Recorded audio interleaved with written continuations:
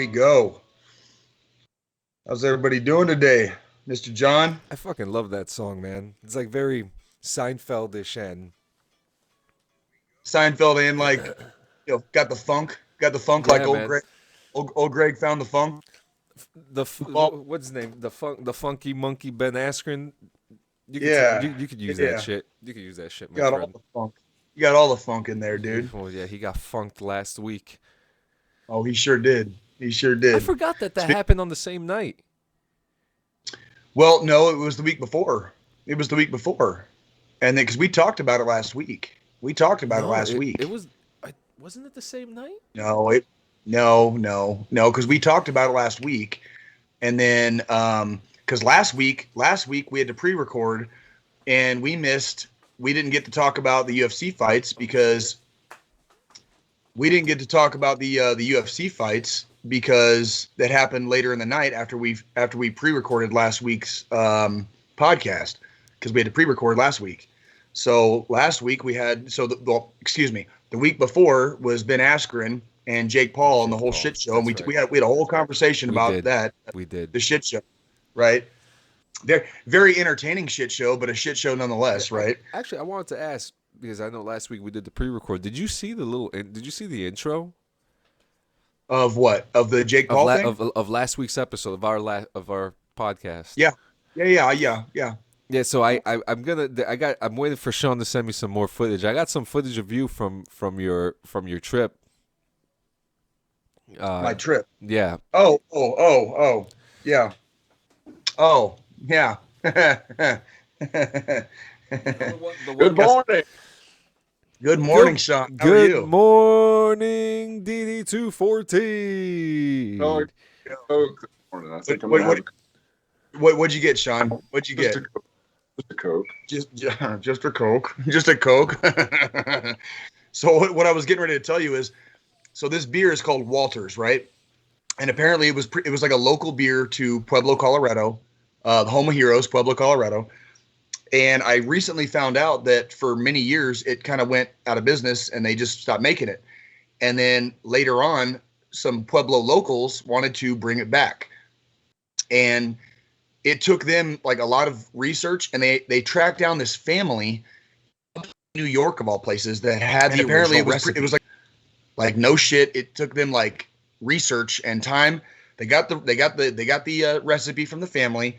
They make Walters now, but it's a chili beer. This is a chili beer. I've had it on here before, and when I picked it up kind of like on a fluke. It was at the Loaf and Jug, like the local gas station, right?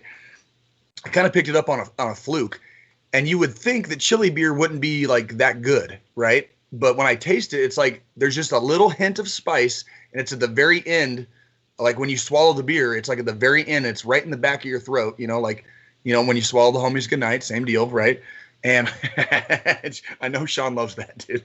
And so it's really the only way. It's the only.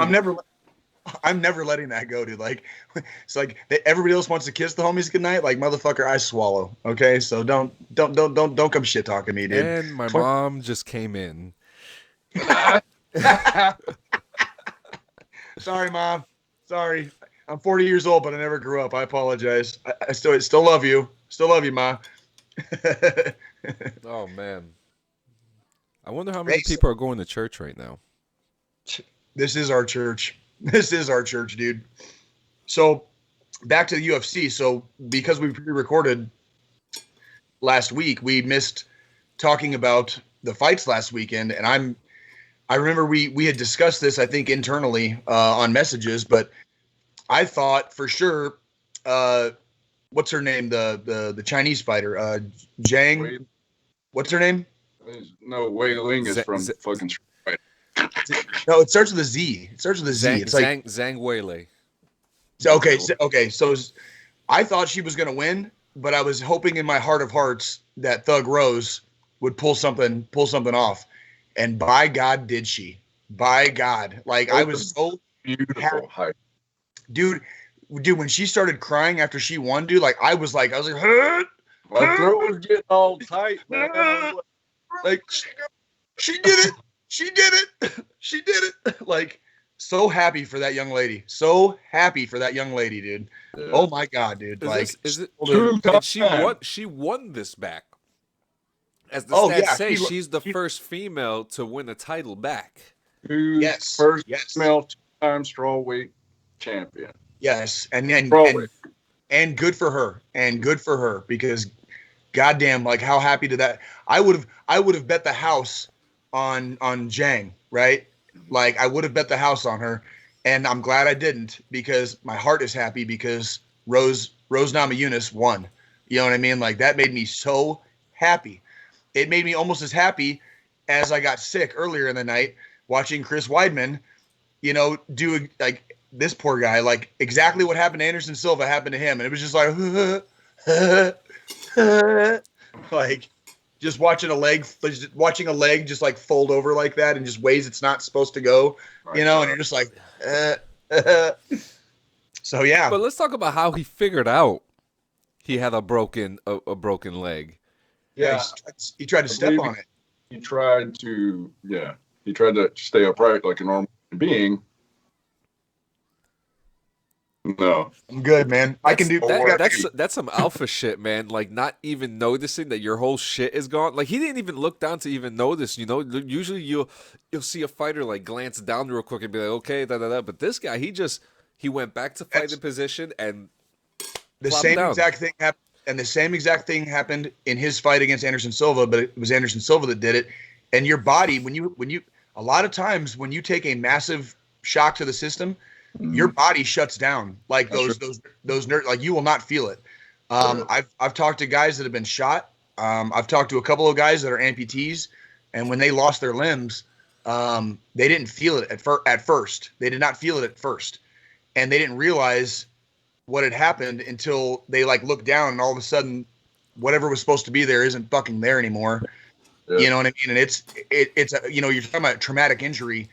You know, you hear it all the time in car accidents. Like, I didn't feel anything at first, and then you spend the next 6 months in traction, and you're, you know, in a hospital bed or whatever. And it's like, our bodies are amazing machines, man. They're amazing machines. Like, I got a Green Beret buddy that was blown up a bunch of times, but this particular time he was blown up, he was conscious the whole time, because he was crossing over a canal, like those dry canals. Remember those? Yes. Jumping over right as an RPG came in, and it blew him through the air. And when he landed, he was under a tree trying to figure out what the fuck, you know, like, get his fucking shit together. And he looks up, and there's his leg in the tree. Oh yeah. Oh yeah. Shit. Yeah. That's like, yep, same. And he didn't know until he looked up and saw it, right? Like, he was the team medic, so obviously he tourniquets his leg and saves his fucking life. Saves his own. For second time, because like the previous month, I believe, he was blown up and had to tourniquet his other leg, which he still has, but it was just fucked up. So he tourniqueted that one, got back to his team, and like the stupid, like you see in a movie where, like, I got to get back to my boys, you know, like commandeered a fucking vehicle and that's actually what he did. Right. They even knew he would do that, and they put out at the motor pool, do not let this guy take a vehicle, because they knew what was going to happen. So he goes out and very first fucking mission, blows his fucking leg off. I know I'm laughing, but like, you got to know the dude, man. He's hilarious. I get it. Don't mind me. I'm paying attention. I'm just sharing the shit out of this thing into random ass Facebook groups right now. I'm probably gonna get kicked out of a few of them, but hey, fuck it. Hey, fuck it, man. Fuck it. So yeah. So I don't need you. So speaking of, while we're on UFC, there was an antitrust lawsuit with the UFC that started back in 2014, 7 years ago.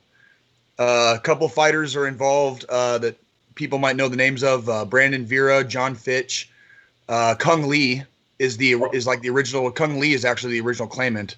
There were originally 7. Nate Corey was in there.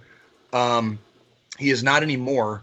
But I found a YouTube link last night, and it's about 10.5 minutes long. I'm going to share it I'm going to share it to the comment section on our live feed right now.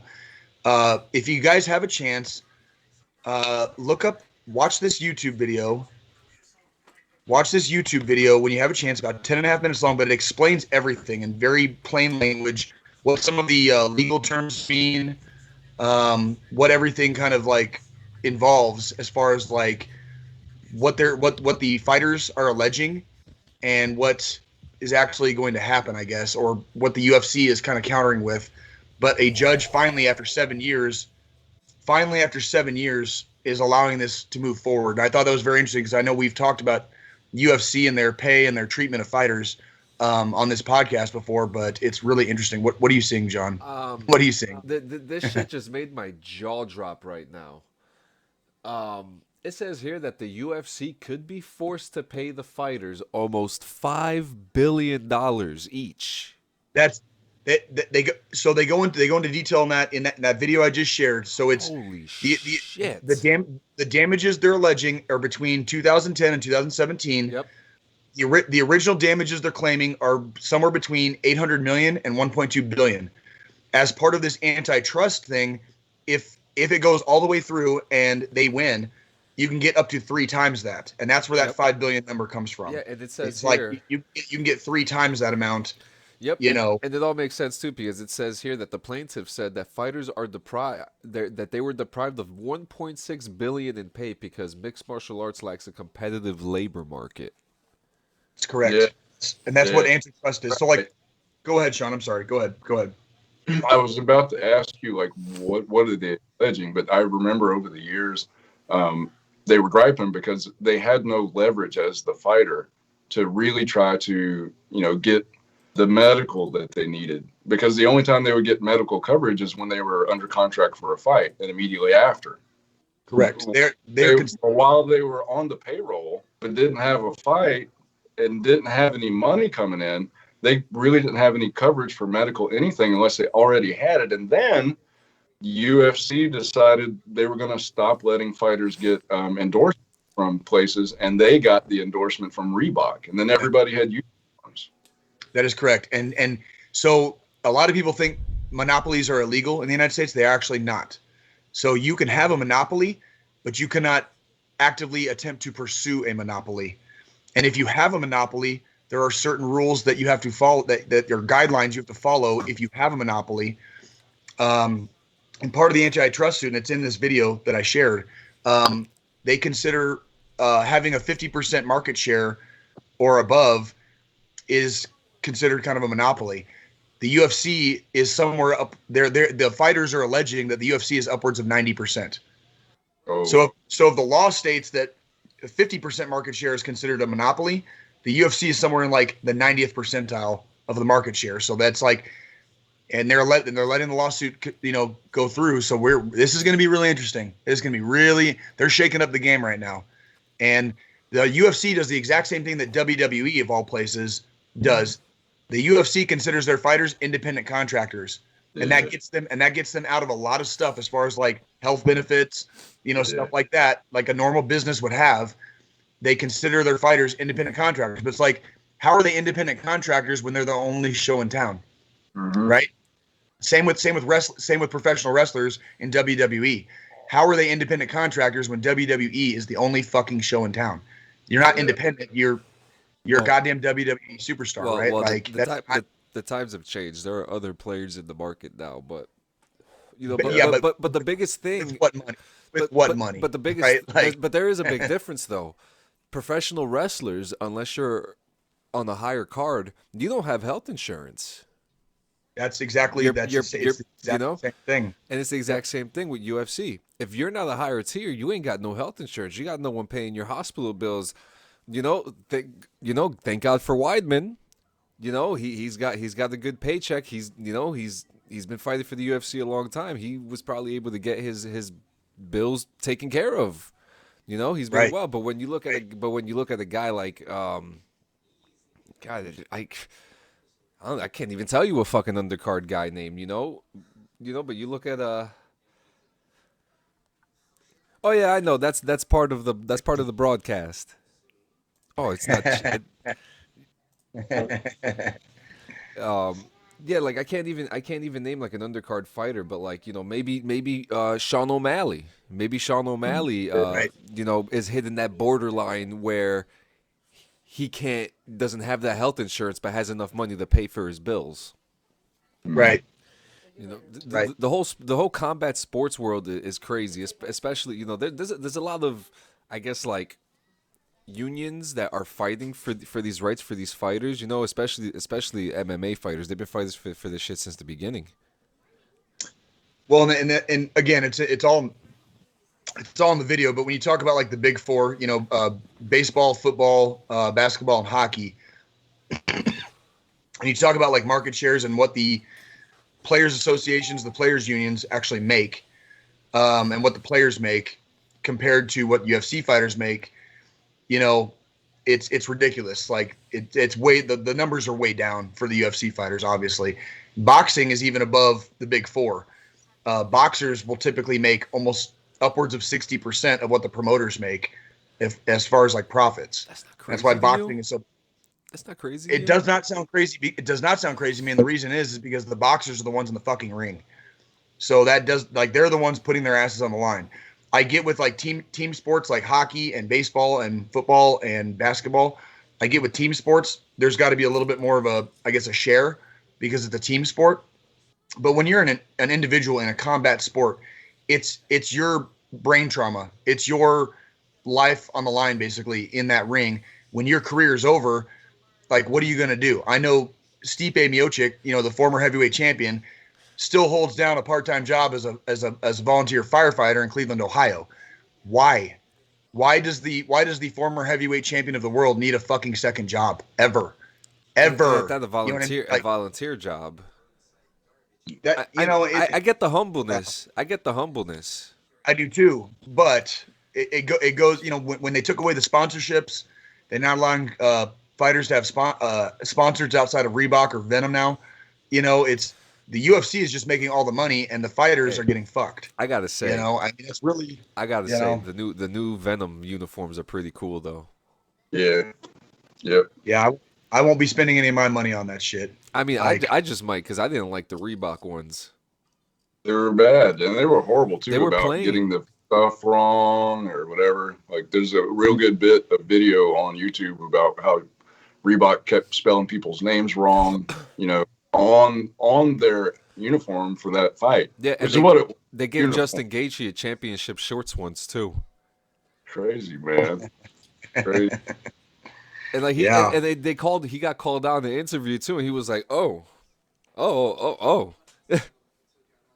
Right. I mean, at that point, I would think I'm the champion.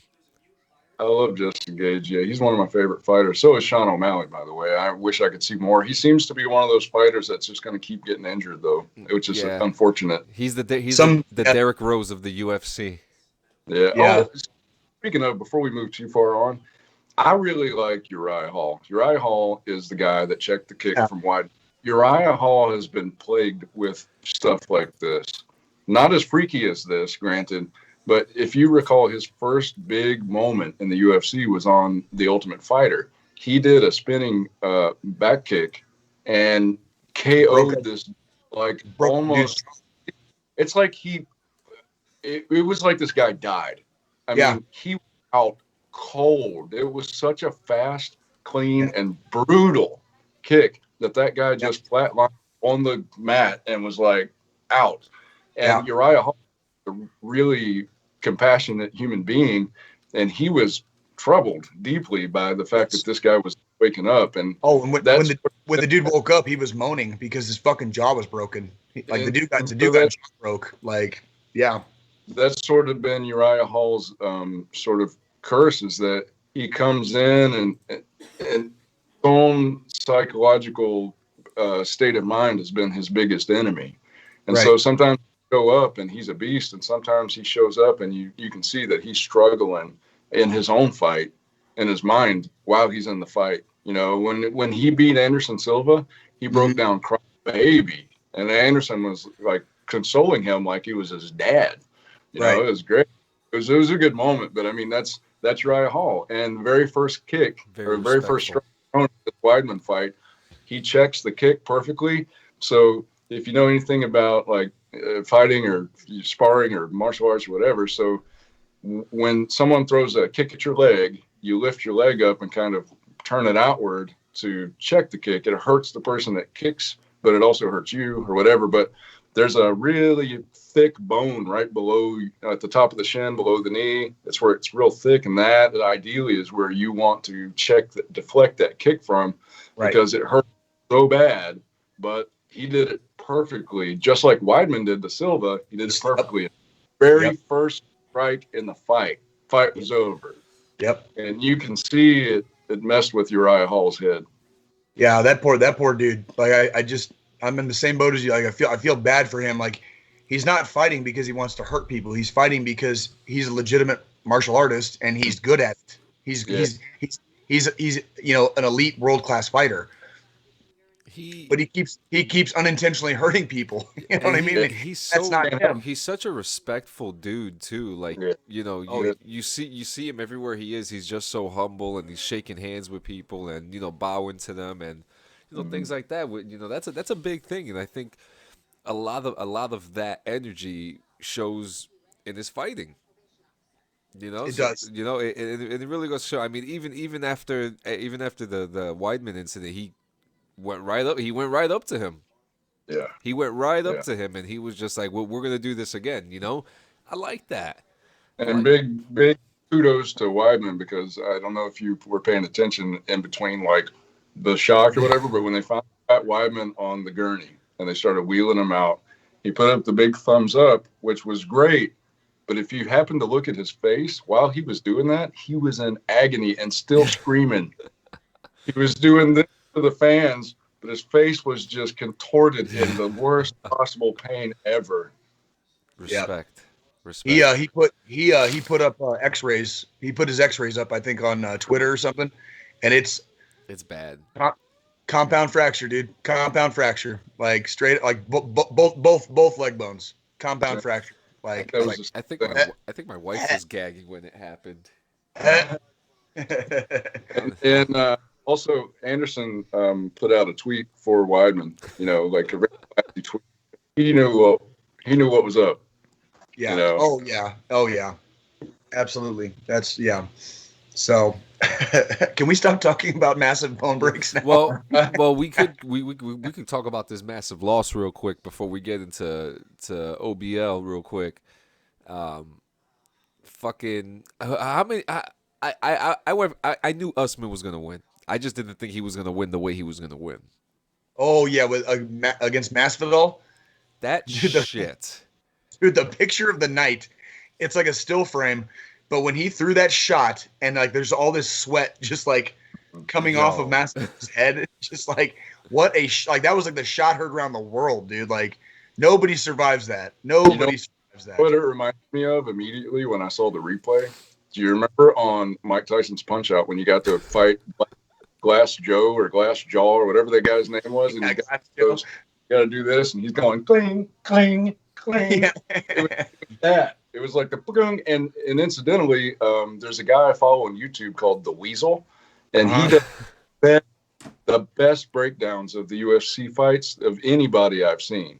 And he's very knowledgeable, and he sounds like a young kid. I'm sure he's not, but he sounds like it. And he never shows his face or anything. But he showed the only other time that Masvidal has been knocked out was the same exact thing.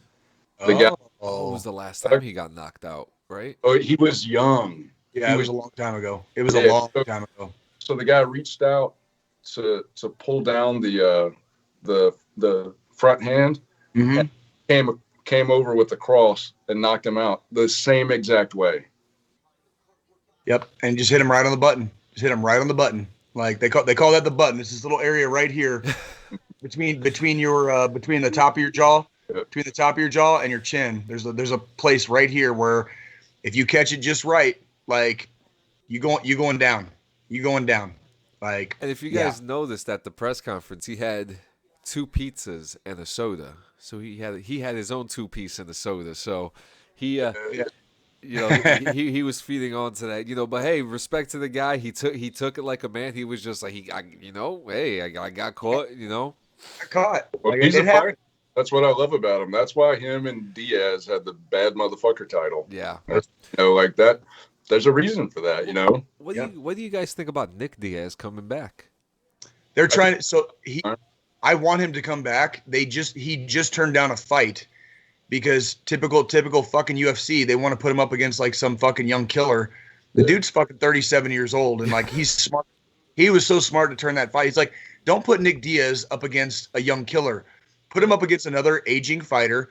Like make it a money fight. Make it a fucking like sell pay-per-views. Put Nick Diaz up against somebody who's been around for a while, and make it more of a money fight and sell pay-per-views like that. Don't put Nick Diaz out there to get fucking crushed in the ring. Like nobody wants to see that. Like that was never his shtick anyways. Like I've never seen Nick Diaz get fucking knocked out. Yeah, and Nate Diaz, his little brother, has only been stopped by strikes once. So between both Diaz brothers, they've only been stopped by strikes once. Yeah. And it's like it took me a long time to get over the Diaz brothers, but the longer I watched them and the more fights I saw them fight, it was like I had this like grudging respect where it's like they don't go down, like they keep coming and they keep coming and they keep coming, whether they win or lose, they don't care. And I love it. I love that bulldog attitude. I might not like some of the I guess the flashy, cocky whatever. That ain't really me, but if you can back it up, right, which they do, and when you see a guy like Nick Diaz does not need to go in there and get knocked the fuck out. Put him up against somebody in his own, like, I guess, peer group, make a money fight, put him in a pay-per-view, sell some more pay-per-views because Nick Diaz is fighting again. But fucking UFC, dude, like they want to put him up against some like young killer, and it's like, fuck that. Like Nick Diaz is not going to be going for a belt anymore. It ain't going to happen. You know what I mean? He's just here to do legacy fights. He just wants to fight. Let the motherfucker fight. Put him up against somebody that he has like a fucking chance against. How about that? You know what I mean? Like, come on, man. Like, come on. If you want to see the greatest Nick Diaz fight, and this is just my opinion, it's early in his career. And it was one of the first times I ever saw Nick Diaz fight.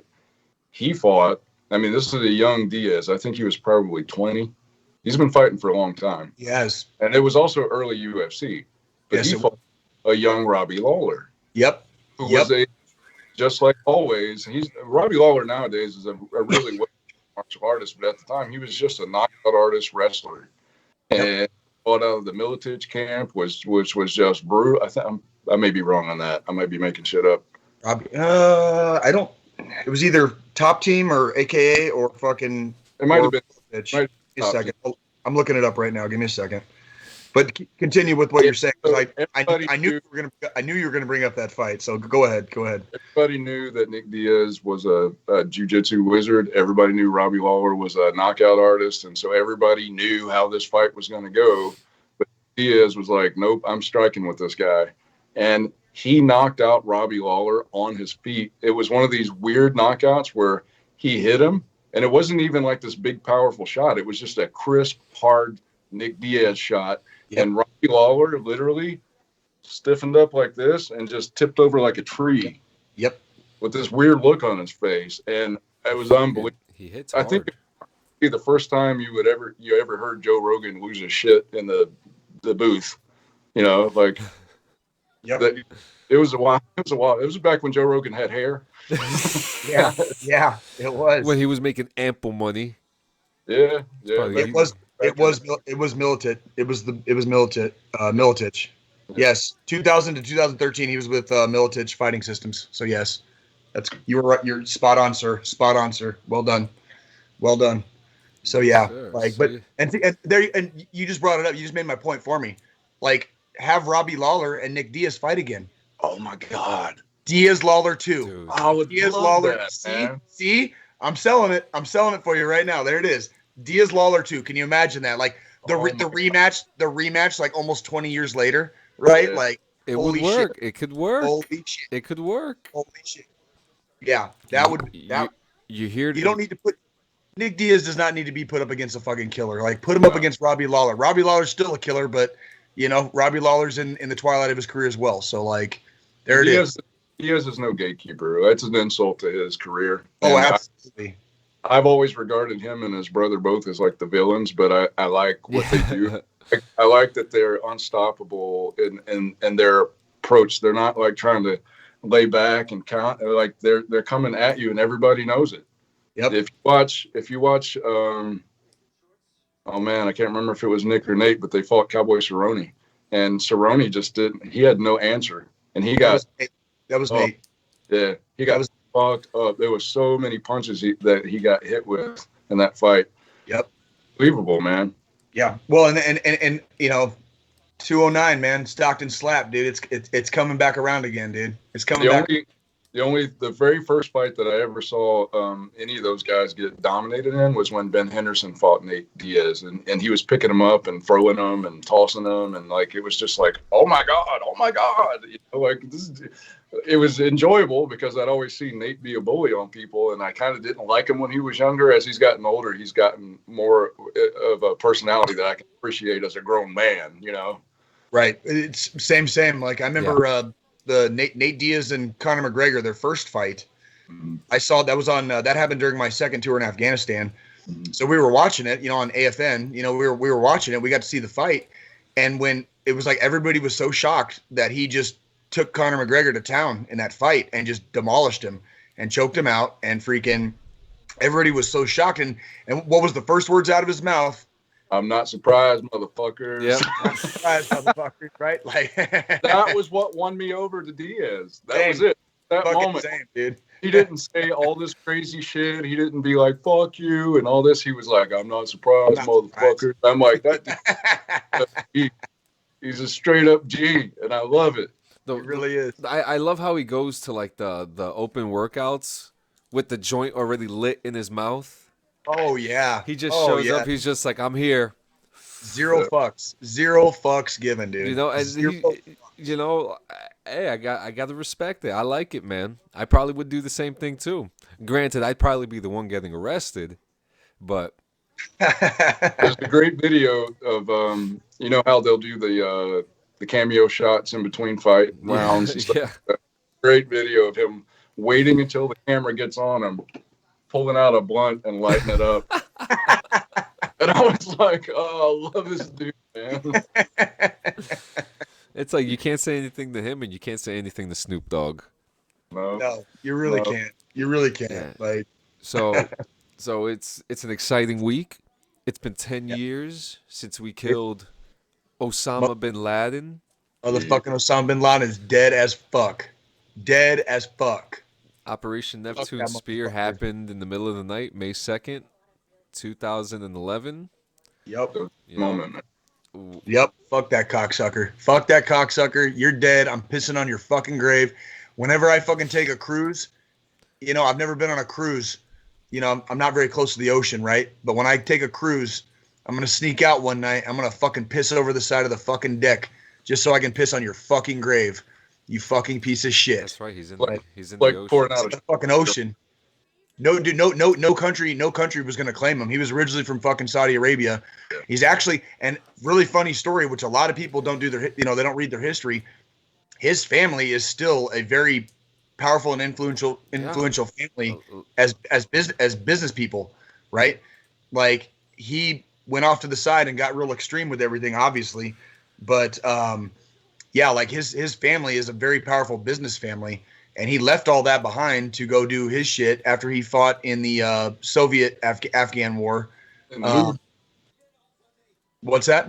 So he was in the Mujahideen. Yeah, he was, and then the Taliban let him stay in Afghanistan, and he did a lot of planning. He attacked a Navy ship in the 1990s called the USS Cole. 19 sailors died, and this is all pre 9/11. This is all before 9/11, and then obviously 9/11 happened, and he took full responsibility of that because it was fucking him and a bunch of his buddies fucking planning that shit out. And here we are fucking 20 years later, you know, we're still in Afghanistan because of that cocksucker. You know, it's like, but you're dead. But you're fucking dead. So you want to blow your mind? Anybody that wants to take the time to do the research, this is fact. This is not conspiracy. The day the towers got hit, I believe it was like either the day before or the day of, the American government flew the Osama bin Laden family, the bin It's the day Laden, of. Yeah. out of America because they're here. They're business people or whatever. They got the bin Ladens out of America. It was the day of. It was the day of. So right after it happened, those were the only planes flying. Mhm. They had grounded all air traffic in the United States for the first time in history. Oh, it's crazy. It was crazy. Like, it was very No crazy. plane. God. No planes. Growing up, I was in Tucson, Arizona at the time with, an Air Force base right there. So all I saw was planes every day, and it was insane to not see air traffic in the skies the like 3 or 4 days afterwards. And those were the only planes flying that day after they grounded all air traffic. The only planes that flew that day was the president and freaking the bin Laden family out of the country because they knew it was going to come right back. And the American public was rightfully so very fucking angry and pissed off. But just by virtue of having that name, they knew it was going to be very, very dangerous for that family to be in this country, basically. Well, So I lived in Mesa, Arizona at the time, and there was this was a big story, but there was just a small gas station on the corner right by where I live, and some dumbass. The guy was a Sikh. Is that how they pronounce it, or Sikh? Sikh, yeah, Sikh. They wear Yep. the real tight turbans. Yep. And someone went in and shot him and killed him because they thought he was a Muslim. Right. Yeah, that's the Sikh religion. I remember that as well. That's like, that was very unfortunate when bigotry takes the place of hard evidence and facts, right? And that was just bigotry and fear. Yes, that's all that was. Yeah, That's all that. I grew up, I've told the story a few times on the show. I grew up right across the river from the towers, so like seeing it, tasting the sulfur and picking up the ashes from the ground. It's a fucked up memory, and we're talking about we're going into 20 years now since it's been 9/11. Yep. This September will be 20 years. Yeah. Yeah, and then was it 1992 the basement of the World Trade Center got, or was it 93? 93. Yeah. It was 93. And this was also this has been a manhunt going on for a while. So we're talking, and then we're even talking before that during the when was it the Russo-Afghan War? Yeah. Is that I think that's when, like, I think when a lot of this shit started popping off with him. It did. Well, it did. He left Saudi Arabia and he went to go be part of the Mujahideen during the Soviet invasion and occupation of Afghanistan from 1979 to 1989. They called that Russia's Vietnam. They called that the Soviet Union's Vietnam. And the American, like the CIA, was very heavily involved there. We supplied the Mujahideen with weapons, Stinger missiles, like surface-to-air missiles, to shoot down Soviet helicopters.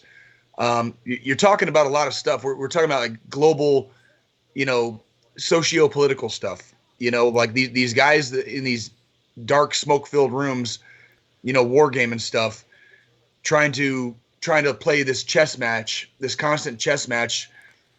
And when they home in on certain areas of the world, obviously those areas of the world suffer greatly. And the Afghan people, goddamn, man, like, God, they deserve a lot better than they've had it for the last 40 years. It's been 40 years since the Soviet invasion of Afghanistan, and they have known nothing but war pretty much since. They had the Soviet invasion.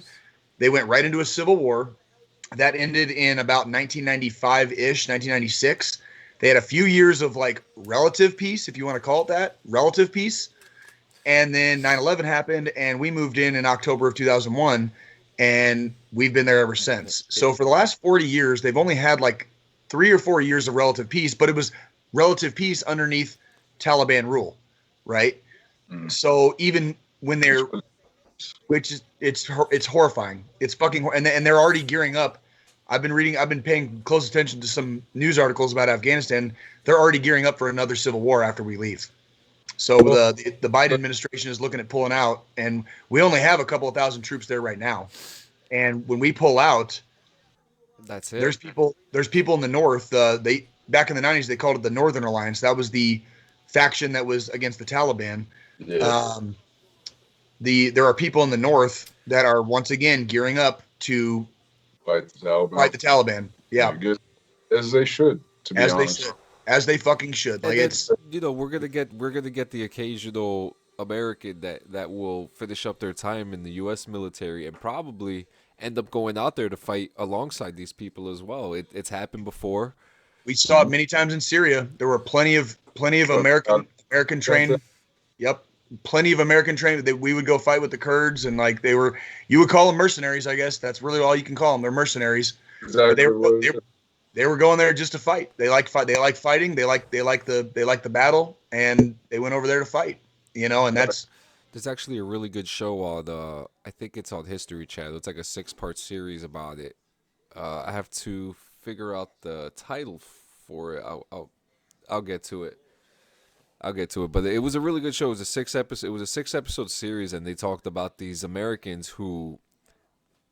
One guy actually got medically discharged, and he was just like, "I need to fight, and he ended up going to Syria. So it's very interesting, and I know this is going to be something that is going to continue to happen. when you get the itch, man. When you get the itch, I'll tell you what, man. I said it several times on this podcast. I started my career as a mechanic, but when I went on my first deployment, I was a mechanic, but I was attached to combat engineers doing route clearance operations. So the guys that drive down the road in the big trucks and they look for bombs. They look for roadside bombs, basically. And over the course of that year, my first deployment was a year-long deployment. Over the course of that year, I got the itch. I mean, I don't know any other way to describe it. Like, and it's like a, you talk about, you hear heroin addicts describe their addiction as chasing the dragon. And I've been chasing that dragon ever since 2011 when I went to Afghanistan the first time. And that's why I tried out for special forces a couple times. That's why I reclassed and went over to the infantry, so that I could have a better chance to go back. All I wanted after my first deployment was to go back. It was like this all-encompassing, hyper-focused vision in my head of just going back to Afghanistan. I wanted to go back to Afghanistan, and I got my wish like twice. I got to go back to Kandahar in 2016, and I went to Helmand Province in 2018. And it's one of those things where we, as veterans, we don't always talk about it as much because some of the stuff, we get put on a pedestal sometimes as veterans, and but we don't always talk about the stuff that we don't like talking about, right? And some of the stuff is very uncomfortable to talk about, like the fact that I liked the feeling I got going on a mission. I liked rolling out the gate. I liked not knowing if I was going to live or die that day. I like that. It made me feel good. And it's not comfortable to talk about that. It's not the part that you hear in a lot of the war stories or a lot of the documentaries. You become like a fucking war junkie, and just the feeling that you get, like it makes you feel alive. And there were times when I had a couple of close calls I had at least one close call on all 3 of my tours. And you have these fucking close calls and you think you're going to fucking die. You literally like, this is it. Like, this is it. I'm fucking dead today. Today is the day. And then you live, and the come down, it's like a fucking drug. Like, I'm not going to say what I did or didn't do before my active duty service, but I lived, right? Like I lived way before I was in the Army. I lived. I have a lot of experiences in life, right? But it's like a fucking drug. And I've never experienced a drug where the come down was so euphoric. Like you're talking about being on cloud fucking 9, because I literally thought I was going to fucking die. And then I lived, and the come down, it was so euphoric, and just being on cloud 9 and just like, now I'm alive. Now I know I'm a fucking live.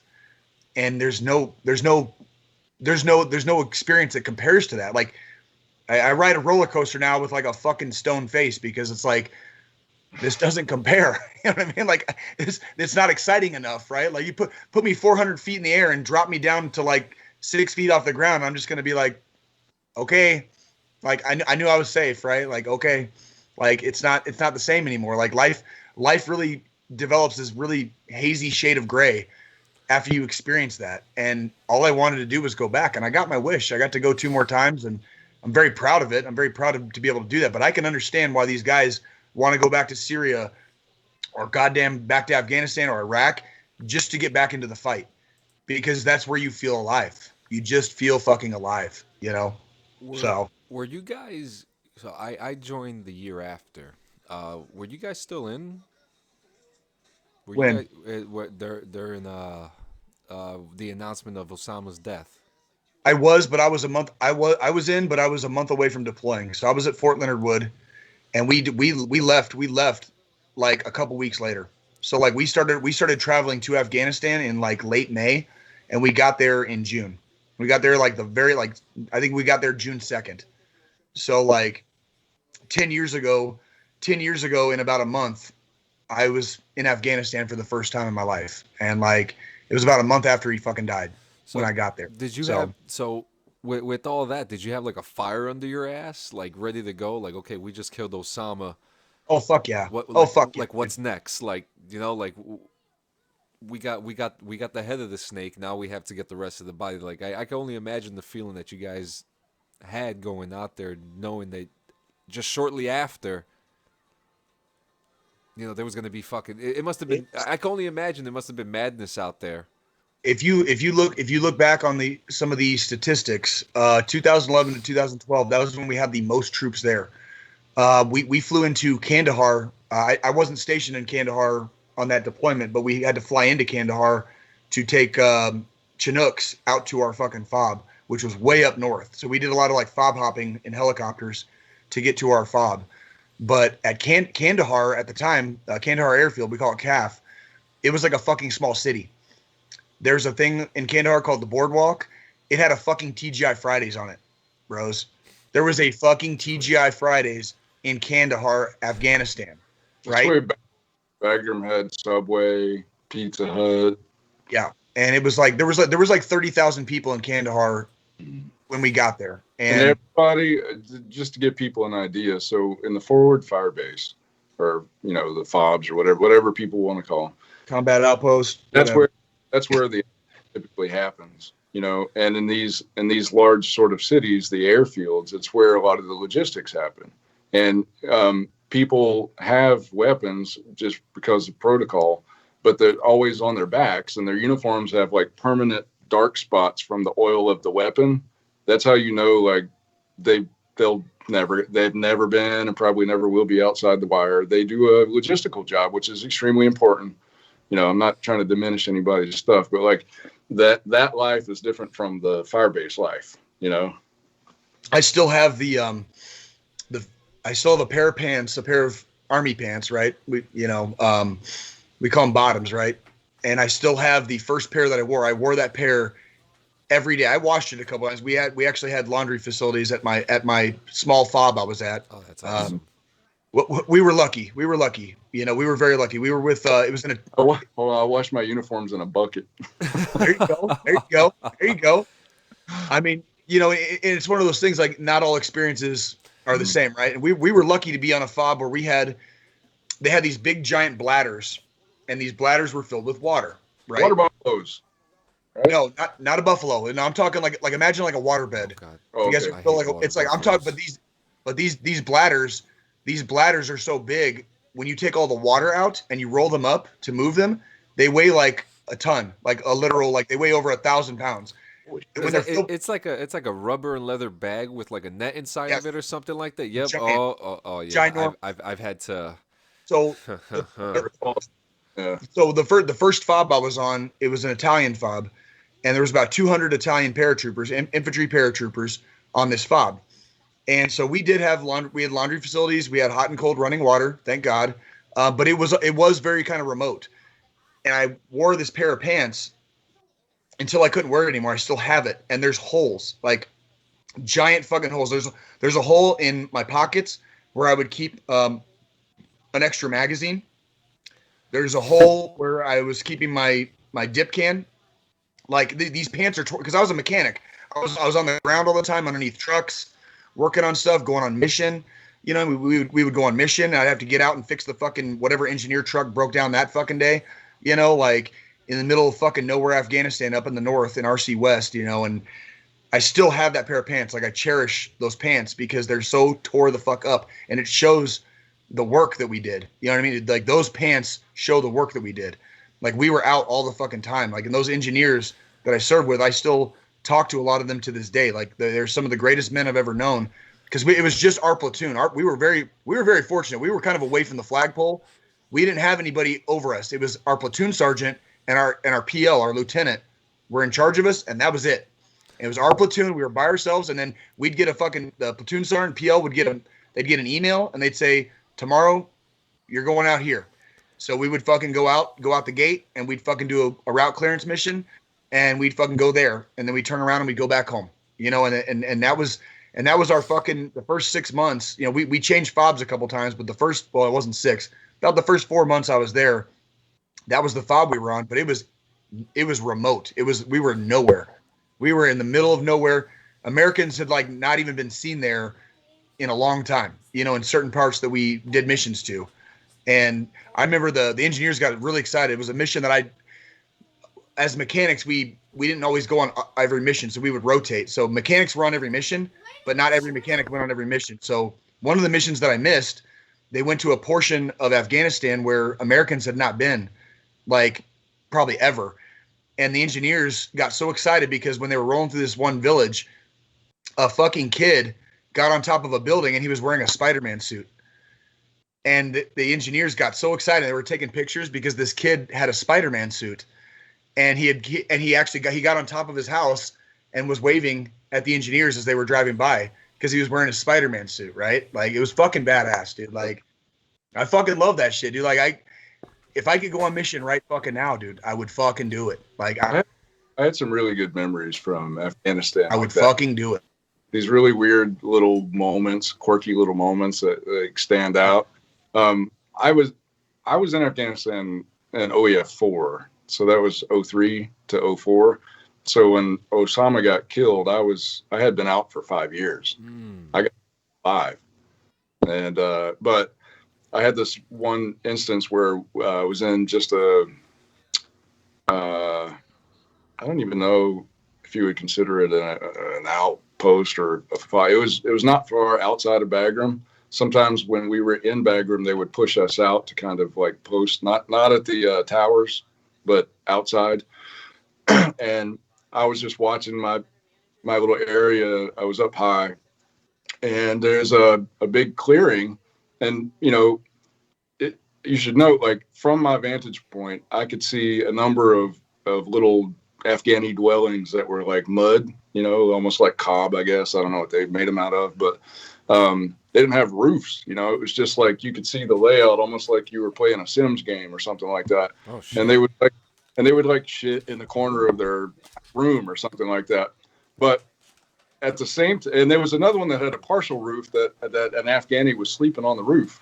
He had a little straw rollout mattress thing that he slept on. But in the middle of all this shit, suddenly I see like people start gathering in this dirt ass field, and I'm starting because to me that's a red flag. I'm like, okay, what's going on here? I'm like calling the shit in on the fucking radio and going, this is what I'm seeing. This is what I'm seeing. Well, what happens is in the middle of nowhere in this fucking bullshit poor ass fucking place, where at the same time all these Afghani men were lining up at a rock quarry in the hopes that they would get picked to bust fucking rocks all day. That's the state of like what was going on. They pull out fucking soccer goals, and all these kids come out in uniforms, soccer uniforms, and start playing soccer. And it was the fucking crazy shit. And they were probably good as hell too, right? Huh? They were probably good as hell too, right? Oh my God, dude. Like it was insane. Like I was entertained watching the ball control. I mean, these were legit fucking soccer players, but in the middle of a place where they didn't even have a roof and they shit in their fucking house. They're wearing soccer. Granted, they didn't match. It wasn't like one team against the other, but like they had soccer uniforms, and they all came in their soccer uniforms, and they had gold. And you know, like they.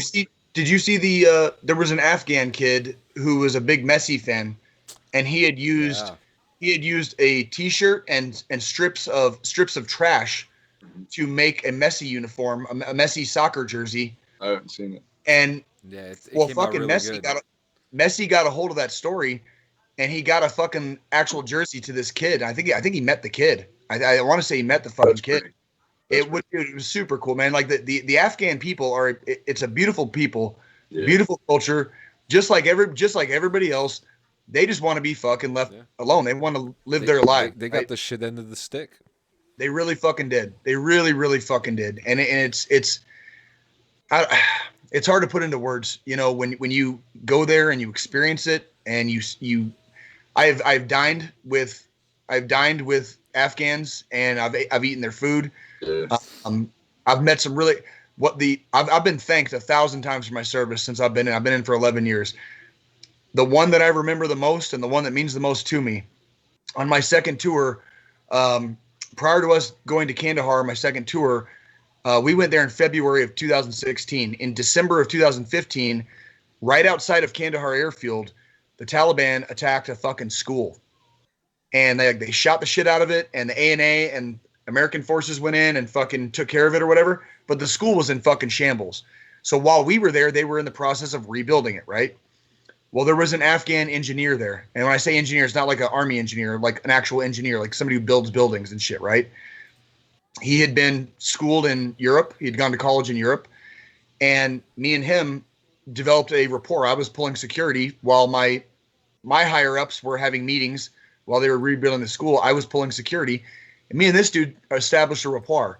And he was actually one of the top dudes there, like rebuilding the school. Well, one day, we started talking, and we sat down on this little ledge inside this schoolhouse, and I showed him a picture of my family. I showed him a picture of my wife at the time, my ex-wife now, but my wife at the time, my 2 babies, and I showed him, like, well, this is my family, whatever. And what really captured my imagination was he very carefully, like, dude's like literally like looking around like this when he did it.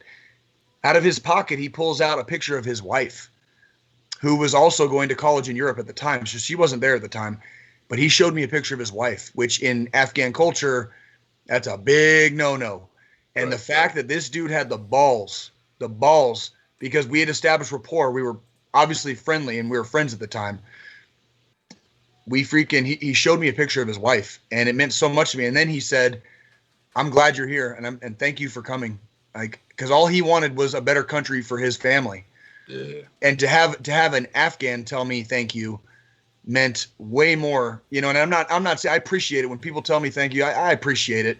It means a lot to me, but to have a member of the country, like a local, tell me thank you meant so much more, because it gave me a sense of purpose that what I was doing was right, and that we were doing the right thing. We were rebuilding a fucking school that got shot up by a bunch of fucking cocksuckers who attacked a fucking school, period. Like they attacked a fucking school. For no reason. No, there is a reason. It's called terrorism. Like when the local populace is fucking scared to death, you have control. When people live their lives in fear, you control them. Fear is a fucking tactic that is used. It's a psychological tactic. And to shoot up a fucking school, and to have somebody coming in to rebuild it, and have that person tell me that they appreciated that I was there while they were rebuilding it, like it meant a lot. It really fucking meant a lot.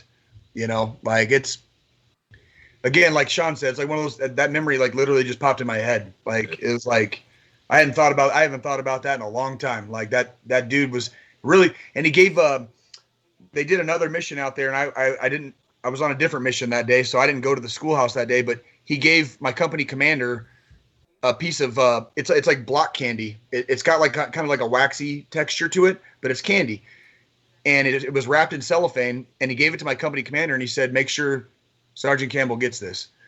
And so when they got back, the commander gave it to my LT, and my LT came and knocked on my hooch, because my mission had already been over that day for a while. So I was in my hooch.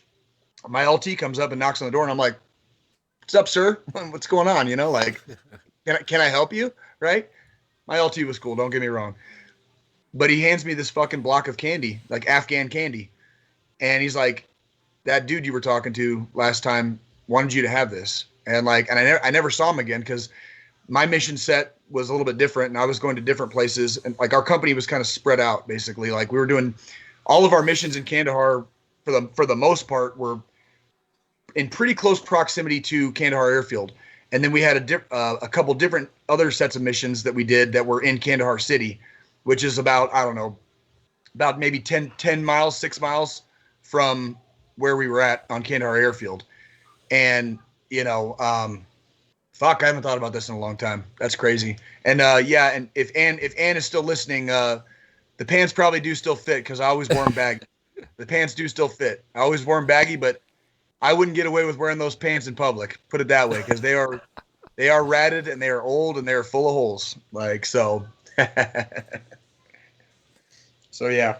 No, man, that was. I haven't thought about that shit in a long time, dude. Good shit, man. That must have been another like fire under your ass moment too. It really was, man. When you sign up to do something, you can tell yourself, you can fill yourself full of all the ideas, the hopes, the dreams, what you're doing. And I always like to bring up the fact that I didn't join until I was 29, so I joined very, very late. So I do not have the excuse of being a young high school, kid just signing up out of high school and going. I knew exactly what I was getting into. I knew exactly what all the arguments were. I grew up in Tucson, Arizona, which is a very liberal area of Arizona, which I'm not against liberals. I'm not against conservatives either. But Tucson is a very liberal bastion of Arizona. And so I grew up around a lot of my friends were very against the war, especially Iraq, and I don't want to disparage the Iraq war at all. And especially not the people that served there. They did some amazing things there. And I know there was a lot of Iraqis that were glad that we were there too, that we got rid of Saddam. I know that country has seen its fucking more than its share of a shitstorm since the Gulf War in 1990 and 1991. But I knew what I was signing up for. Point being, I had no illusions about what I was doing. I knew that I was joining the United States Army and the United States military, but I wanted to do more for the world, in my own small way, if possible. And on all three of my tours, I think I got the opportunity at various points to do that, and to give back to the world that gave me life, and do something so that other people don't necessarily have to. There's people out there, like a lot of my friends were against the war. We don't have a draft anymore. It's an all volunteer service. So by being an all volunteer service, that means we don't have to have a draft. We're not conscripted. And a lot of my more liberal-minded friends probably would have not wanted to go into the military if they had been conscripted, right? Just like in Vietnam. You see the pictures of people burning their draft cards in Vietnam and shit. It would have been probably very similar in our lifetime if we had a conscription service or a draft. We don't have a draft because people volunteer. And I knew what I was signing up for when I signed up for it. And I wanted to go. And I'm glad and very thankful and fortunate that I got not one chance, I got 3 chances to go, and I did, and I'm lucky and fortunate that I came home, and I have a beautiful family. I've got a wonderful support system. My family loves me. I've got 2 beautiful children. I'm very lucky, and I think a lot of it is I live my life. I try to live my life as well as I possibly can because I know people that didn't make it home, and especially because I know people that made it home, but they ended up going out later, and that it hurts my heart, and so I live my life for them too, So I've got these 2 bands that I wear every day. One of them has 2 names on it, and those are 2 people that I knew that died downrange, and the second one down here, the second one is for 2 people that I was close with that took their own lives, because that just because they didn't die downrange doesn't mean that the war didn't follow them home. You know what I mean? And that's yeah. So Yep. Yeah. We also got here Army Infantry Officer, First Lieutenant, excuse me if I mispronounce this, Igor Krasnanosenke. Ooh. Okay. That's I'm not Joe Rogan. I can't get these names right, but I think I did it pretty good. A platoon leader with the 7th Infantry Division's 4th Battalion, 2nd Stryker Brigade Combat Team. You just talked about this. What, last week you were just talking about that was a place you almost went to? Yeah, I was supposed to be part of that group right there. Yeah. Second. He created the EIB Pro by teaching himself how to program through YouTube videos and other online resources while cooped up at home during the early months of the pandemic. So this guy was on Reddit, and it's a news story right now, but he was on Reddit last year in the Army subreddit, and he was kind of hawking, and he was like, "Hey, I made an app for all you grunts out there that are trying to get your EIB. I got an app, and I made an app, and it's to help you study. Because like when you do the EIB, for those of you guys that are not familiar with the infantry, when you do the EIB, it's basically like a 2-week shit show, and it's like 2 weeks. It's like 2 weeks. No joke, man. Dude, it is like It's like it's literally like it's 2 weeks of drinking from a fire hose. Like that is the only way I can describe it. Like the EIB is the actual EIB testing is over the course of 3 days. And it is literally like there's like 30 events, literally 30 events, and you have to get a go in every single event to get your EIB. And at the very end, you have to fucking do a 12-mile ruck march, and you have to do another event after you finish the 12-mile ruck march to get your EIB. And so this is no small thing. Like a lot of grunts make fun of the EIB, but I'm telling you right now, that EIB holds a special place, right? When I've only had the opportunity to do it once, and I still kick myself because they trained us very well, and I still kick myself that I didn't get it because that was the year to get it, right? And I didn't get it. It's hard. You only get 3 mistakes, which is to say you only get 2 mistakes. You can get 2 mistakes. When you make your third mistake, you're out. Over 30 events, you have to get like a first time go. Like you have to pretty much get a first time go on everything. And if you've already made 2 mistakes. If you made 2 mistakes on your first 2 events, 1 mistake on each of your first 2 events, you have to go the entire rest of the way through without making any mistakes. And if you make no mistakes, they call it going true blue. If you make no mistakes all the way through, it's not easy. It is not fucking easy. So this lieutenant developed this app to help people study, because typically when you're in the field, when you're training, whatever, you're not studying for the EIB, right? So this guy made this app to help people study in their off time when they're not training for the EIB. Because during those 2 weeks, they train you in all these events, but it's like you go out at like 5 a.m. in full kit, and then you sit there and you take class after class after class after class for 2 weeks straight to prepare you for this event.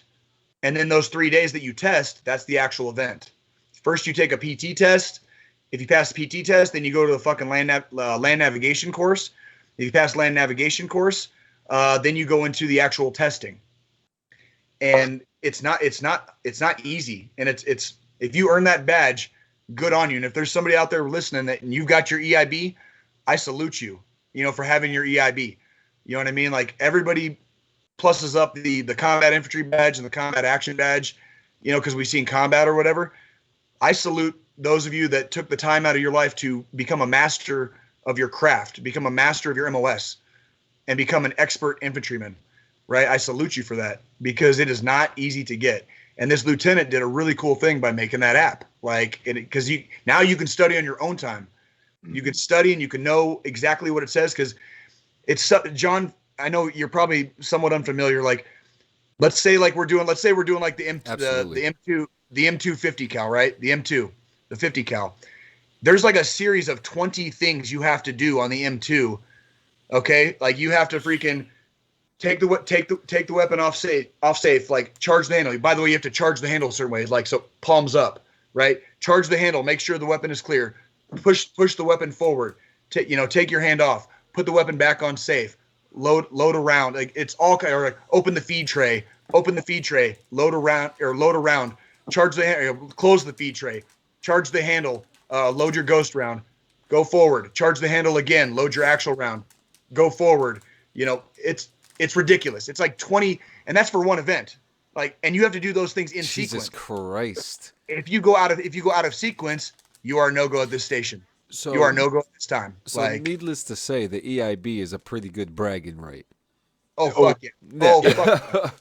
Yeah, and sadly, and I hate elitism. I always have, but there are people who have a combat infantry badge that don't have an expert infantry badge, like myself. Same. There are people who have an expert infantry badge that don't have a combat infantry badge, and they constantly are talking shit to the other. Well, I actually did my job. You're like administrative infantry, like like so it's Like corporate. But just to give you an example, I had a buddy who was killing it. I do regret, as I was getting out of the Army, we were doing EIB testing at Drum. And I didn't go out for it because I was already doing my out processing paperwork. And I wish I would have, because I know I could have done it. But I was already fixated in getting out. And I was just like, fuck this, man. Like, I'm done. I deployed. I did my shit. I'm home. I'm getting out. And I had a buddy. Oh, go ahead, Sean. Go ahead. Buddy, and he was doing really, really well through all the events and all the different ones. And of all the shit that he was a no-go at, he was doing the radio bit, and he said, and he said 5 instead of Fife. Fife. And he lost out on the EIB because of fucking Fife. Yep, you will. And it was a no-go at the station. I'm sorry, you are no-go at this time. That's why the E stands for Experts.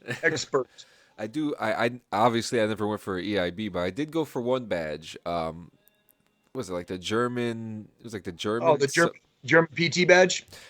Yeah. So the GAFB? Yeah. I attempted it, and I got to give it to my NCO at the time, Sergeant Sally, because he really believed in me. He really believed in my swimming abilities. I don't know why, and he told me how it was. He was like, "Oh yeah, you're just gonna you're gonna go with your ACUs, and you're gonna try not to drown." Exactly how he put it. He goes, just get in there. You're gonna do some scissor swims, dog paddles, whatever. He goes, just go ahead and do it. I'm like, all right, great, too easy. I got this. Let's do this. I almost fucking drowned. I've never swam with my clothes on before, so that was kind of a new thing for me. But I will never forget how hard I was struggling to swim with my uniform on. A small pool, a regular, just a regular fucking swimming pool. It wasn't no Olympic size shit. So it goes to show, badge hard. John, if it makes you feel any better, I got the GAFB and I got it in gold. Just for you. Woo. Just for you. Who? So there's for those of you guys who don't know, the German PT badge, there's 3 levels. You have gold, silver, and bronze. And when I was at Fort Leonard Wood, when I was still a mechanic, our company commander happened to be good friends with a German liaison. He was a German sergeant major. And so our company got to do the GAFB. That's cool. And I got gold. I like gold. Never heard of it before. Well, there's two German badges that are kind of prestigious, I guess, and it's the PT badge, obviously, and the Schützenschnur, which is a weapons qualification. That one also comes in gold, silver, and bronze. And the big joke in the Army is that silver looks better with our uniforms. And my response to that is, the only people that say that are the people that didn't get gold. And incidentally, that's the kind of the back and forth between EIB and CIB. Is like exactly right. Bitter about the shit is the ones that didn't get the other one. That's correct. That is correct. Always that silent group that has both that are like. That's my buddy. That's my buddy Ronnie J. So that year I told you the one time I've done EIB, my buddy Ronnie J. He got his EIB, and then when we deployed the year after, we got our CIBs, and they're actually talking. It hasn't become a thing yet, but they're talking about combining the two. Where if you have both, they will call it the Master Infantryman's Badge. Oh, baby! And I think that's great. And I like that. So you know how like the CIB has like the silver wreath around it, and the EIB is just the square, the rectangle with the you go. They would make the only change the only change to it would be the wreath would be in gold. That'd be the only change. That's nice. That would be a fucking fantastic idea. Yeah, absolutely. I totally down with that because it is that you deserve that. I mean, if we're talking, candy. Well, because you can only wear one. As per Army regulation, you can wear one or you can wear the other. You can't wear both at the same time. So if you have both, though, because you can have airborne wings, and you can have master jump wings and all that shit. But if you jump in combat, you get the little mustard stain. Or the gold star. Yeah. You know, so why not be able, as an infantryman, to distinguish yourself above and beyond, which is the whole point of infantry. It's the whole point of the expert infantry badge, is to say, that's why we get to wear a fucking blue cord. But I did it at a high level. It's exactly why we get a blue cord. It's why we get the blue discs. It's why we get the blue discs around our shit on our fucking lapel. You know what I mean? On our collar, excuse me. Like, that's exactly why. And you're right. Like, and they deserve it. So, and by the way, the expert infantry badge has been a thing for a long time. They are now doing the expert soldier badge. It's the ESB for all other MOSs now. And that's so awesome. Like prior to a couple years ago, it was just infantry and medics got a chance to do like an expert badge, basically. Now the entire army. Also a combat version. Same. Combat infantry. Yeah. Yep. And now the entire army has that. With the global war on terrorism, the army realized that it's not just one MOS and another MOS that are out there seeing shit all the time. So it's good that these soldiers are having the opportunity to do these things and become experts at their craft and become experts at basic soldiering. You know, is really what it comes down to. It's basic soldiering. You know, but if you're an expert at the basics, how much better are you when you climb the ranks? How much better of a leader will you be when your soldier says, "Sergeant, how do I load this radio?" Yeah. Sergeant, how do I take apart this 240 Bravo? Sergeant, whatever. And you can show them because you're a fucking expert, right? Like, you know. So like that's the whole point of it, really. That's always been the one thing I loved about the military. That there's always. I marry the barracks chick. The what? Do what? I said, Sergeant, should I marry this barracks chick? Hey, I don't know about you, Sean, but I got my mountain tab, bro. So I didn't marry her though. Hang on, John. Say what you're gonna say. I'm gonna grab something to do some show and tell real quick. I'll be right back in like 10 seconds. I'm excited to see this. What you got, John? The one thing that I've always loved about the military is that there's no excuse and there's always an opportunity to learn more. Absolutely. I mean, that is correct. I mean, we'll say outside of quartermasters, because I know a lot of quartermasters like myself were always on the job most of the time. Right. But for people outside of that, like 42 alphas, your regular paper pushers who are done with their days at 12 in the afternoon sometimes. Right. You know, they have the time to learn, and the military gives you the time to take the opportunity to do more. You know, go. Yep. You know, go to the gym for 45 minutes and get your PT good. You know, go to the gym. It's fucking free. Right. You know, right. The gym is free. The library's free.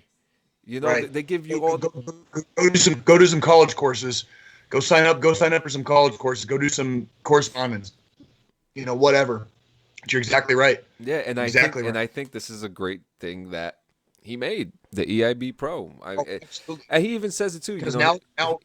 Yeah, go ahead. I'm sorry. He even says that him and so many people agree with the fact that the book is so small and easy to lose or get destroyed. You know, get the app. Yeah, I'm pretty sure I have like at least like 2 or 3 EIB books like somewhere in my garage closet right now, buried somewhere in a bag. You know, I'm pretty sure I have at least 1 or 2 EIB books floating around somewhere. You know, from a long time ago. So yeah. All right. Oh, here we go. At an antique store. Oh shit. Oh wow. Is the original combat infantry badge. Where did you fucking find that? It was at a place maybe in the 2 towns over from me at an antique store. Shut this fuck up. European theater. The combat infantry badge came out in World War II. This is a World War II jacket with the original. I mean, it's worn. I know it's legit because this shit is made of a different material than the stuff they gave us. Yep. And it's beautiful, man. And that is amazing. You see, like I think that's the social. I'm not really sure. It's kind of. No, that would be his service number. Yeah. Oh no. That's probably just initials. That's But probably just initials. just to give you a little bit of like frame of reference, would fit on a 12-year-old. It's that small. I was gonna say it's small. Wow. I wouldn't Yeah. be able to get my arms in like a T-Rex in this thing. It's that fucking small. Yeah, But put that in a shadow box. so look at these tabs, man. Look how worn they are. Yeah. Wow. And see, that was before, and in World War II, that was before they gave us the blue discs and the blue cord. So they had the combat infantry badge, but they didn't have a blue cord at the time. The blue cord didn't come out till the 1950s. That is so cool, man. And Yeah, that so rank, it says like J2 and then 7.14. I don't know. Maybe that's a date. Maybe I don't know. possibly. Yeah, I mean that's a private second class PV2. Yep. PV2. That's good shit, Sean. That's badass, dude. Yep. And for our last main event story. He mentored decades of Army Rangers. At 94, he will receive the Medal of Honor. Retired Colonel Ralph Puckett will become one of the most highly decorated soldiers in U.S. history. Fuck yes. Tell us about what he did. Does it tell about his action? Yeah, actually, there is a very nice little story here. Shivering in freezing temperatures, about 50 U.S. soldiers braced for the worst. Hundreds of Chinese soldiers were about to launch a series of bloody attacks on the hill the Americans had just taken under fire, and no reinforcements were within a mile. The clash that then First Lieutenant Ralph Puckett and his soldiers experienced that night on Hill 205 came at the outset of the Battle of Changchan River, a pivotal moment in which senior U.S. commanders were surprised by China's full-scale entry into the Korean War. It says thousands of U.S. soldiers died in the following days as they withdrew hundreds of miles back into South Korea in what the Army now describes as the longest retreat in U.S. military history. Puckett, who commanded the 8th Army Ranger Company, was wounded by a hand grenade in the first attack on the hill on November 25th, but stayed in command. American and South Korean soldiers absorbed 5 more chaotic armed assaults through the night before Puckett ordered his soldiers to withdraw the following morning as the Chinese threatened to overrun them. It says here that he was already wounded 3 times, and he was lying there in his foxhole unable to do anything. I could see 3 Chinese about 15 yards away from me, and they were bayoneting or shooting some of my wounded Rangers who were in foxhole. More than 70 years later, Puckett, who is 94 now, will receive the Medal of Honor, the nation's highest award for valor in combat for his actions. President Biden called Puckett at his home in Columbus, Georgia. Oh, actually, that's where Fort Benning is. Yes, it is. Yep. That's Fort Benning. Yep, that's right. That's home of the infantry. Yes. Home of the infantry. If you guys don't know, I like to change my backdrops once in a while. What you see behind me is the National Infantry Museum. It's on Fort Benning, Georgia, but it is open to the public.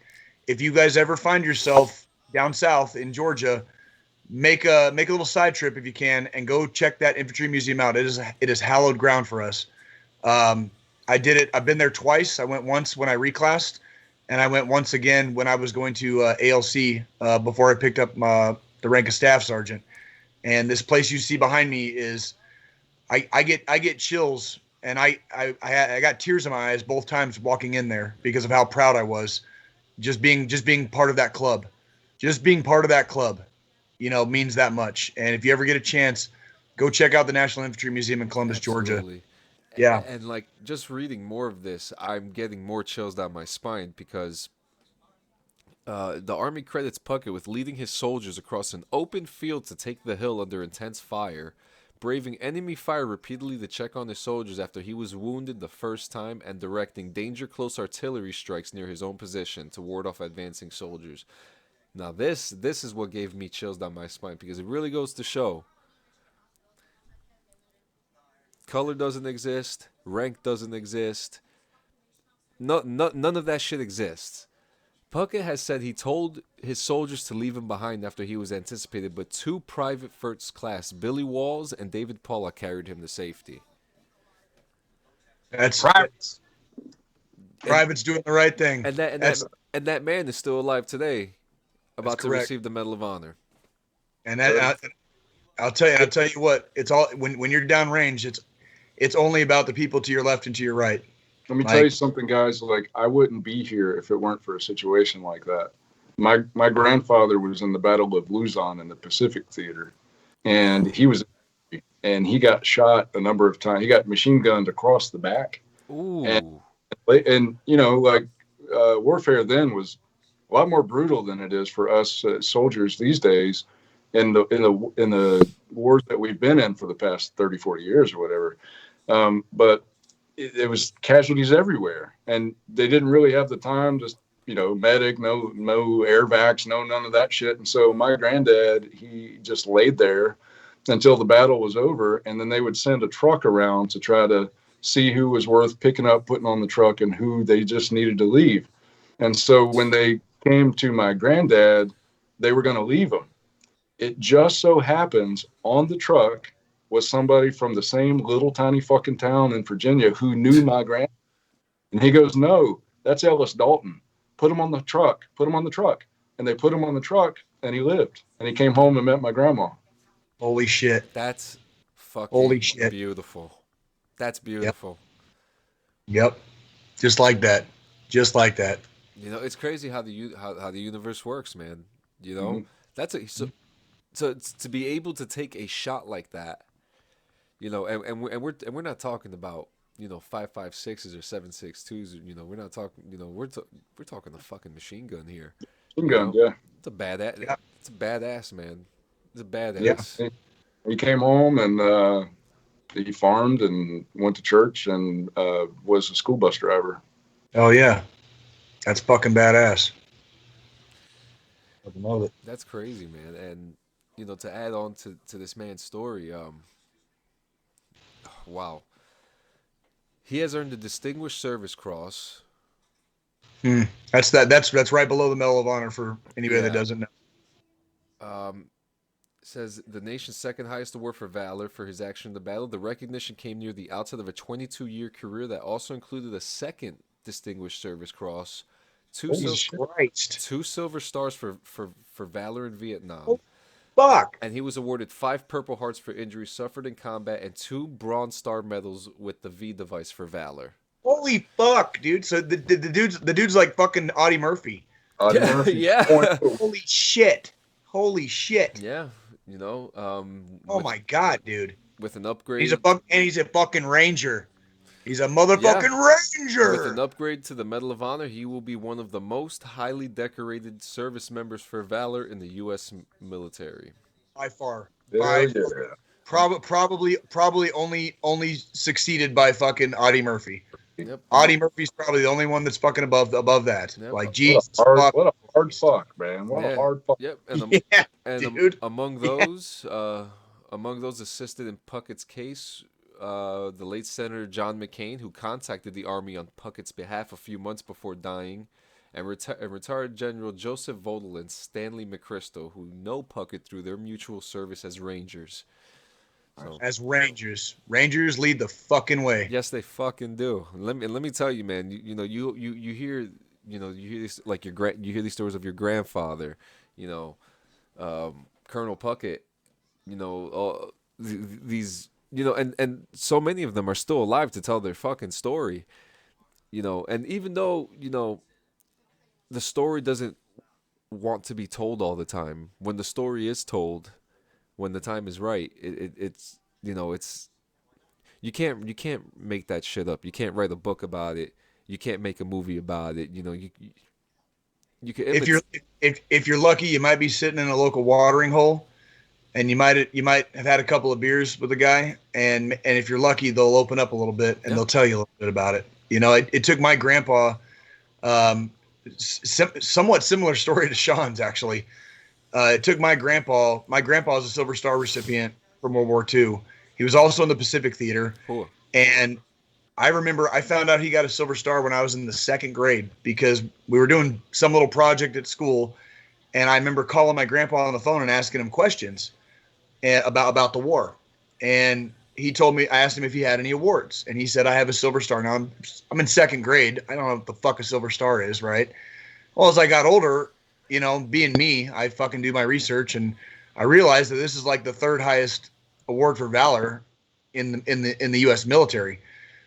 And so I started asking him, like, you know, you're about 8 years old in 2nd grade. I started asking him like year after year, like, Grandpa, what happened? Grandpa, well, finally, when I was like 15 or 16, You know, they were out in Arizona from Missouri for Christmas. They came out for Christmas every year, and he sat me down in our little, I guess, family room or living room, and had my grandma next to him, and he told me what happened, that he got the Silver Star for, but it took him that many years. But now, like, I remember after he passed away a few years ago. After he passed, my grandma doesn't even remember what he did or what he had said that night, and I remember all of it. And it's one of those things where he had never told my grandma that. So when she was sitting in that room with us, she had never heard that story before. And it took me badgering the fuck out of my grandpa to get that story out of him, right? And that's why we've talked about this before on here, where I know our generation is a little bit different. We're not, you know, every generation is a little bit different, right? Like every succeeding generation is a little bit different, and there's nothing wrong with that. It doesn't make us better or worse. It just, every generation is a little bit different. We grew up a little bit different than the one before, right? And our generation of warfighters, we are because of how outspoken we are and because of how we grew up, we are doing such a great disservice, not only to our fellow warfighters, but to our civilian counterparts, by not sharing our experiences, by not sharing our stories.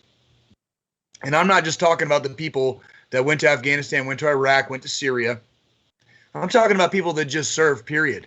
Yeah. We're doing a great disservice by not sharing our stories and allowing our civilian counterparts to experience with us what it is like to serve, especially to volunteer to serve, to willingly sign your name on a dotted line that says, I am writing a blank check to the United States of America up to and including my life, and whatever that entails and whatever happens in between.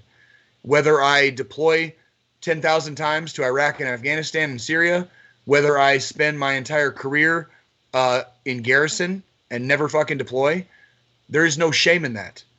There's no shame in any of it. And we're doing a disservice by not sharing our stories and by not giving more back to our civilian counterparts, so that they understand the cost, they understand the sacrifice, they understand like what it really truly entails. I know it's May now, it's May the 2nd. So here in a few weeks, it's going to be Memorial Day again, right? The unofficial beginning of summer, right? And I know that's a really hard day for a lot of people. I talked earlier about the bracelets that I wear every day. But Memorial Day is also a day of reflection, and I want my civilian counterparts to have a good day on Memorial Day. I want them to fucking barbecue. I want them to fucking drink beer. I want them to celebrate the unofficial beginning of summer, because that's exactly why I signed up. You know, that's exactly why I signed up, so that you didn't fucking have to. I can take it, you know, and we definitely took it. All of us took it. I'll take that fucking round for you. You drink your fucking beer. You barbecue your fucking steak and your ribs. Have a goddamn good time. Party for me. Party for us. And especially fucking party for the people that fucking aren't here anymore, because we're still alive. We owe it to our fallen to fucking live good lives, because we know in our heart of hearts, if we were fucking sitting there crying in our beer every fucking night, they'd fucking sit down on that fucking stool next to us and say, quit being a fucking pussy. Get your fucking balls. They fucking fell off over there. Fucking pick your balls up, put them back on, and start living your fucking life.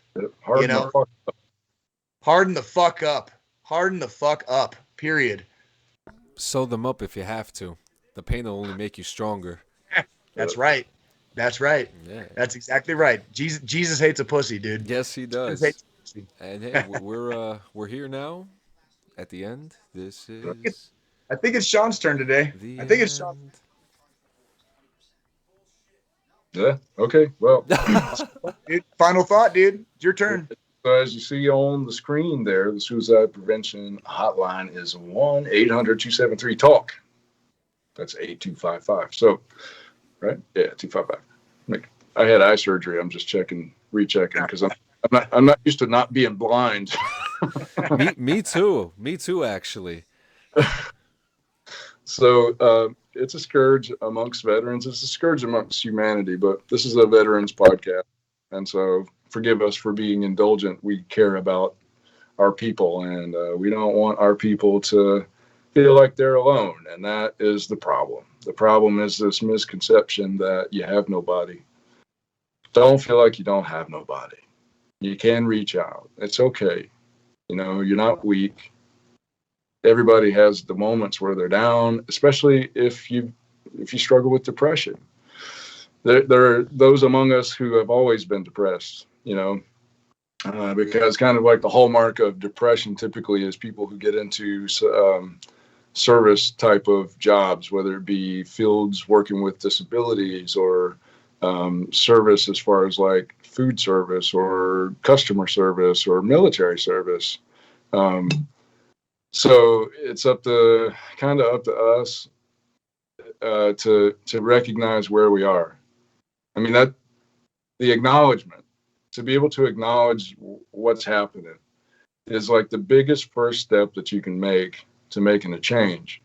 Not where we go wrong is the deflection and the like electricity, finding the path of least resistance.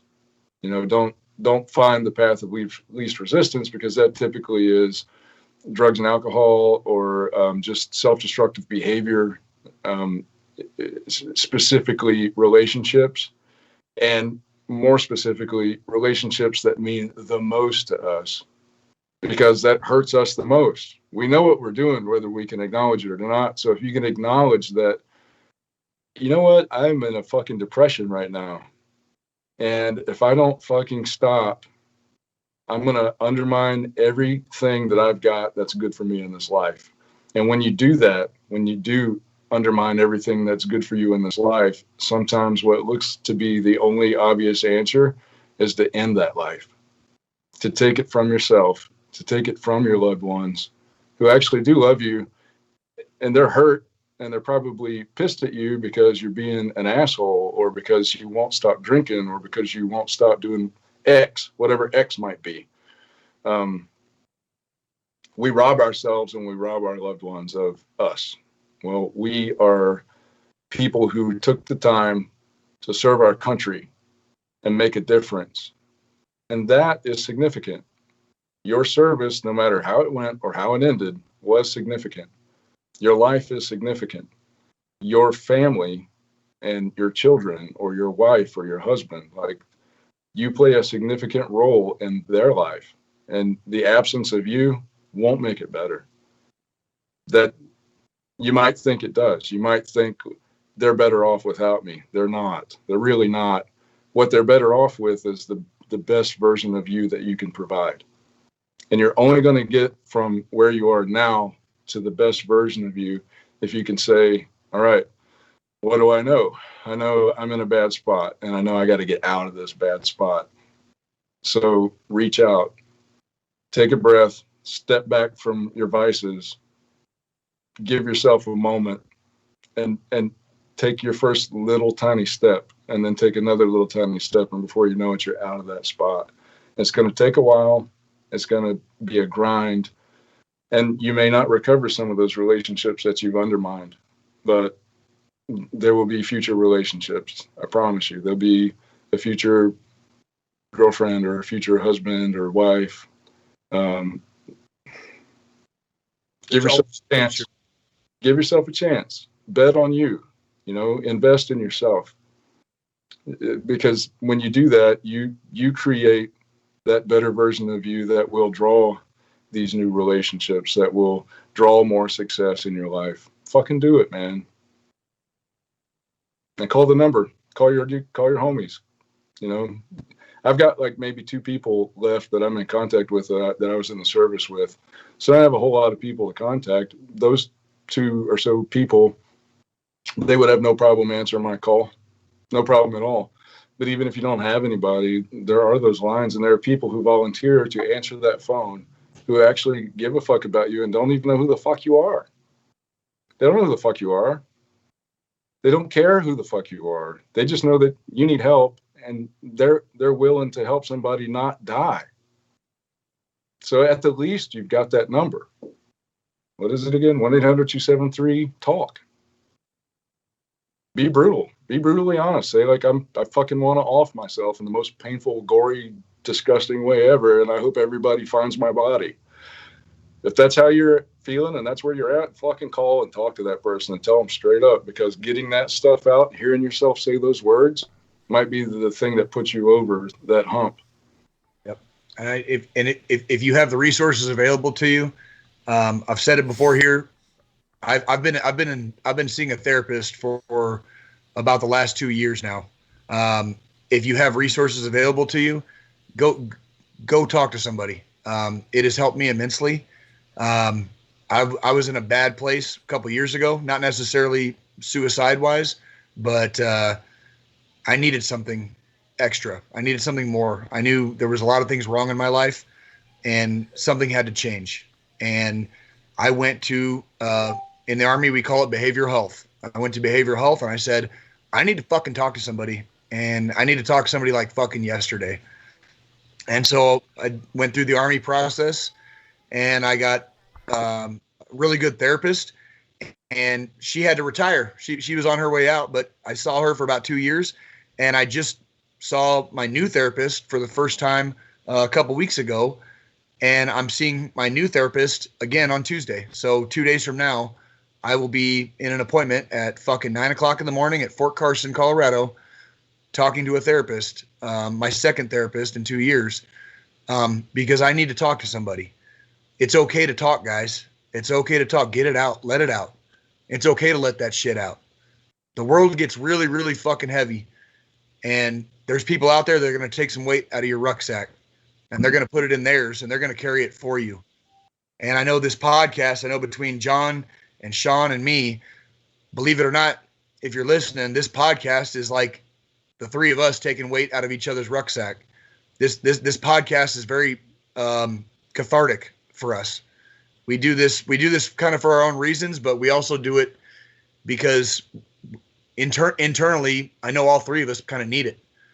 And that's the whole reason we started DD214 Gaming. And when DD214 Gaming took off last year, that's why we kept it going. That's why we kept going hard with it. And we decided to start doing this podcast, was because it was cathartic. There's a lot of people out there hurting, and we know you guys hurt because we hurt in the same fucking ways you guys do. But we're doing something about it. We're being proactive about maintaining our health and maintaining specifically our mental health. But we'll have another podcast where we can talk about physical health, right? And we can talk about getting rid of some bad habits. You know, let's talk about bad habits, right? Let's talk about bad habits. But that's fucking spot on, Sean. All right. That was beautiful. Well, thank you, everybody. See you next week for Mother's Day. Oh shit! Is it Mother? Oh shit! He just sold himself out on the show live. Good thing my mom doesn't watch like yours, dude. This is true. Well, so long.